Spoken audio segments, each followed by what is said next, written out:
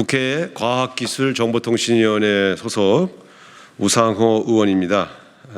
저는 오늘 국감을 앞두고 통신요금 관련된 브리핑을 하기 위해서 왔습니다. 중 내용을 읽겠습니다만 대략 요지를 먼저 말씀드리면, 우리 공급 원가 대비 통신요금이 너무 과도하게 책정되어서 우리 소비자들이 지나치게 높은 통신요금을 지불하고 있다. 그래서 이 통신요금제를 개편해서 국민들의 통신요금 부담을 경감시켜야 한다, 이런 취지의 내용이 되겠습니다. 아마 오늘 공개하는 자료에는 최초로 이동통신사의 공급 원가가 처음으로 공개되는 것이고요. 또 이에 따르는 각 가입자당 평균 매출, 그러니까 이동통신사가 평균을 내면 1인당 얼마씩 돈을 받고 있는가, 요금 평균이 되겠습니다. 그것들을 공개하면서 어느 정도의 폭리를 취하고 있는지를 설명을 드리도록 그렇게 하겠습니다.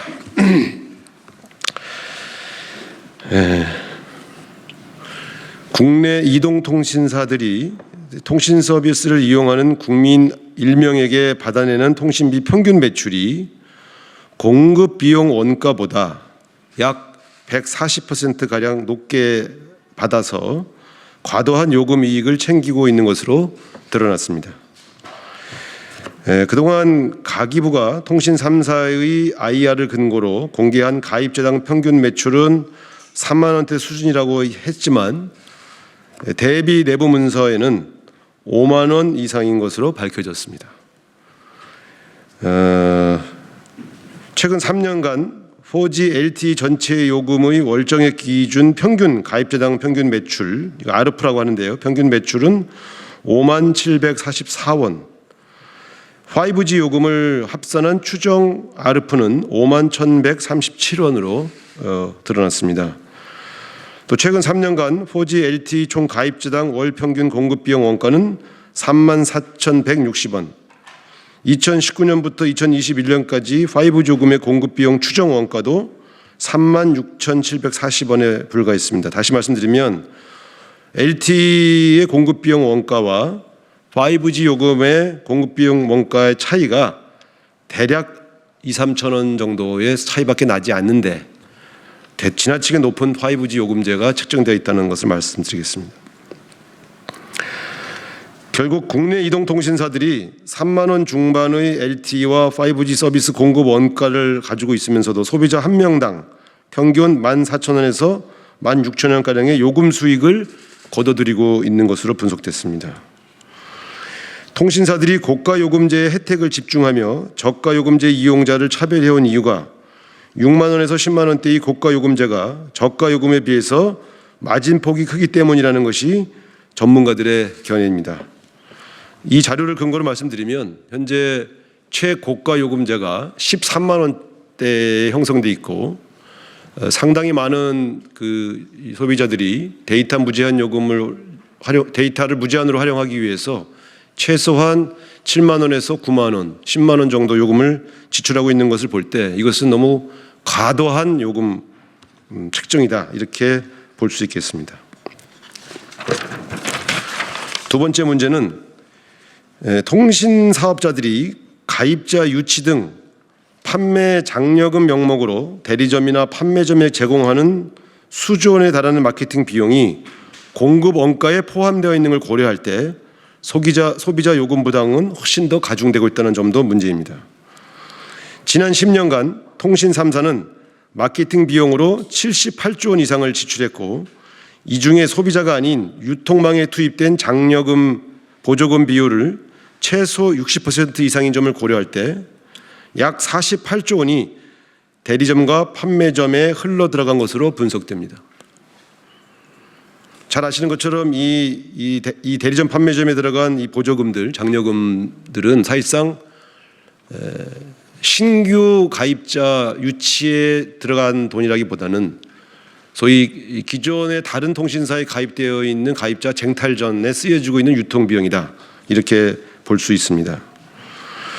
A통신사에 공개한 마케팅 비용 내부 내역을 보면 2018년도 2조 2,085억 원 중 대리점과 판매점의 장려금으로 지급되는 비율은 64%, 단말기 구입 지원 비용 32%, 광고 선전비는 5%로 대부분의 마케팅 비용이 유통망에 들어가고 있습니다. 5G가 출시된 2019년도 마케팅 비용도 전체 3조 2,263억 원 중 유통망에 지급되는 장려금 규모가 65%에 달하는 것으로 확인되었습니다. 이런 비용까지 포함된 통신요금을 소비자들이 지불하고 있는 만큼 이 막대한 유통비용을 줄여 그 혜택이 소비자에게 직접 돌아갈 수 있도록 제도 개선이 필요하다고 봅니다. 실제 가계통신비도 2019년 5G 출시 후에 가구당 월 평균 통신비는 감소하고 있는 것으로 집계됐으나 통신요금 등이 포함된 통신 서비스 비중은 오히려 상승한 것으로 드러나고 있습니다. 특히 5G 서비스의 경우 실제 소비자는 15%에서 20% 정도만 사용할 수 있는 점에서 5G 서비스 가입자의 통신요금 부담은 지나친 폭리라고 할 수 있습니다. 국가기관 통신망으로 사업을 운영하는 통신사업자들이 지나친 폭리를 취하고 있는 것을 수수방관하고 있는 정부의 책임도 가볍다고 할 수 없습니다. 현재 요금 체계는 정률제로 되어 있습니다. 데이터의 양과 속도를 기반으로 해서 요금을 세분하고 있습니다. 이것은 대단히 국민들을 기망하는 요금제이라고 할 수 있습니다. 실제 요금 공급 원가를 비교할 때 데이터 요금을 5G를 주냐 5기가를 주냐 10기가를 주냐 100기가를 주냐에서 이런 공급 원가의 차이가 막대하게 발생하고 있지 않습니다. 속도 또한 마찬가지입니다. 그런 점에서 현재 속도와 데이터 양을 기준으로 정률제 형태로 요금을 고가 요금을 차별화하고 있는 것은 대단히 국민들을 기망하고 있는 요금제다 이렇게 저는 보고 있습니다.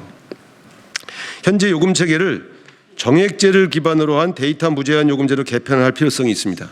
이럴 경우에 고가의 통신 서비스 가입자당 약 1만 원에서 1만 5천 원 정도의 가격 인하 효과를 볼 수 있습니다.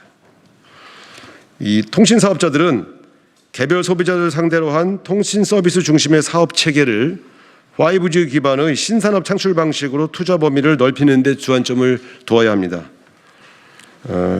5G라고 하는 것은 개별 소비자들의 통신 서비스의 질을 높이기 위한 서비스 기반의 성격보다는 4차 산업혁명에 필요한 그러한 기반 인프라 구축이라고 볼 수 있습니다. 그런 측면에서 본다면 통신 사업자들이 통신 소비자들 상대로 막대한 폭리를 취하는 요금제만을 고집할 것이 아니라 신산업에 도전해서 새로운 산업을 창출하는 그러한 기반으로 5G망을 활용할 필요가 있다는 점을 다시 한번 강조하면서 가계통신비의 경감을 위한 요금제 개편을 강력하게 통신사들에게 촉구합니다.